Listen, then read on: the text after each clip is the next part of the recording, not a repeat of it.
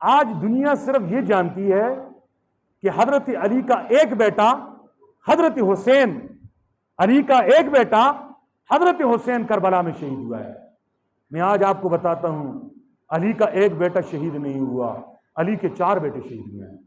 अली के यार लोगों ने को 4 से चिढ़ है, क्योंकि हजूर के खुलफाए राशिदीन 4 है, उन्हें हक 4 यार से बेर है, नफरत है, इसलिए 3 को उन्होंने दरमियान में से उड़ा दिया।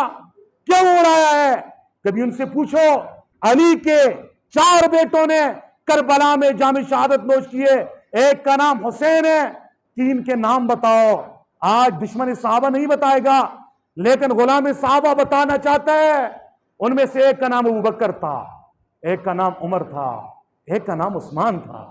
जरा बताओ, हमें कारून से नफरत है, हमें फिरौन से नफरत है, हमें शद्दाद से नफरत है, हमें इब्लीस से नफरत है, हमें अबू जहल से नफरत है, हमें अबू लहब से नफरत है, हमें खुमैनी से नफरत है। हम अपने बच्चों के नाम उनके नामों पे रखते हैं।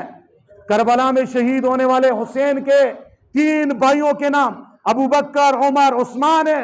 ये इस बात की निशानी है अहले बैत को सहाबा किराम से प्यार था, सहाबा किराम को अहले बैत इज़्ज़ाम से प्यार था।